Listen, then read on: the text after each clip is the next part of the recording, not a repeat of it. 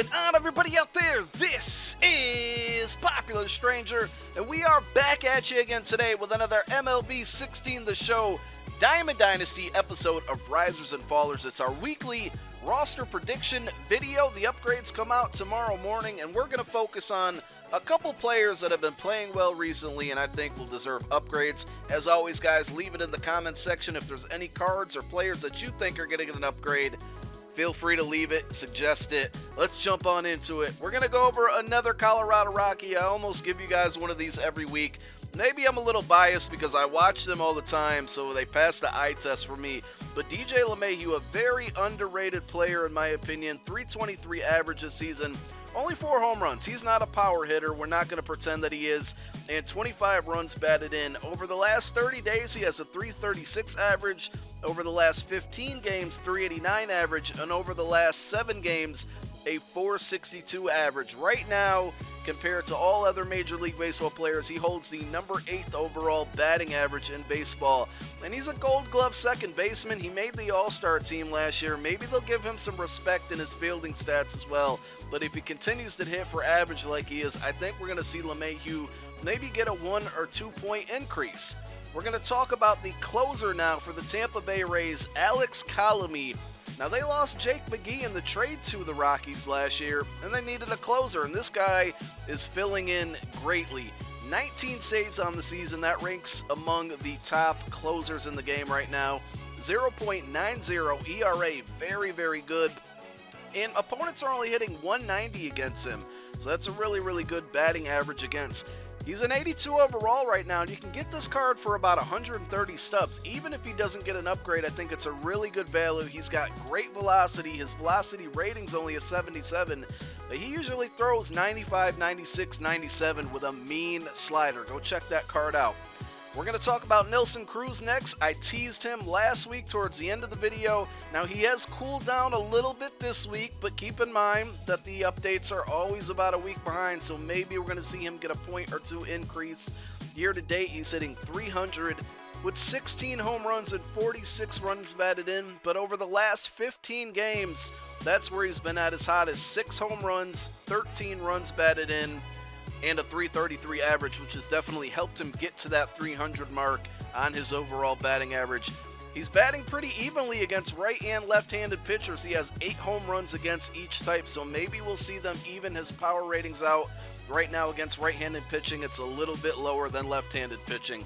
We're going to go over to Houston and talk about Doug Fister, another card that I mentioned at the end of last week's video.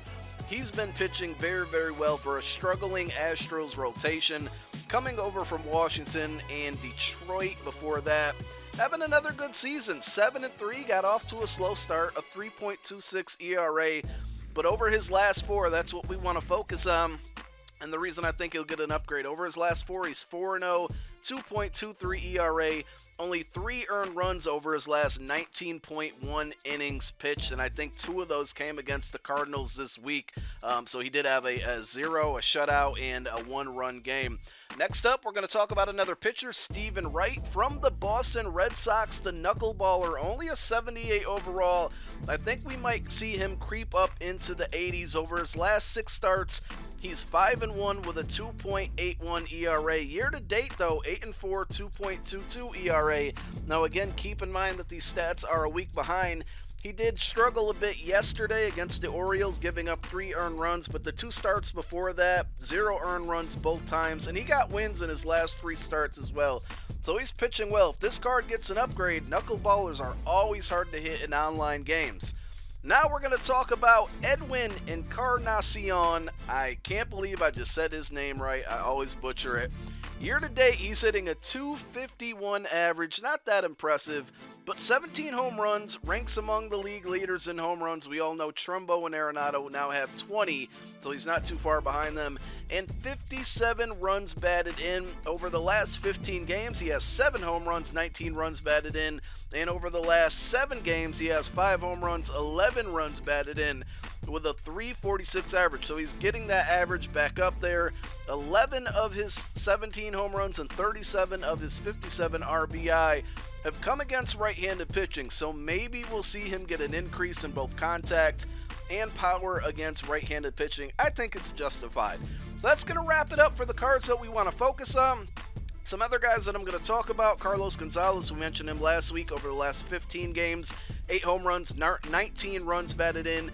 Fernando Rodney, if you guys have tuned into my videos each and every week, you probably know that he has a 0 ERA. He's racked up a couple more saves over the last 7 days.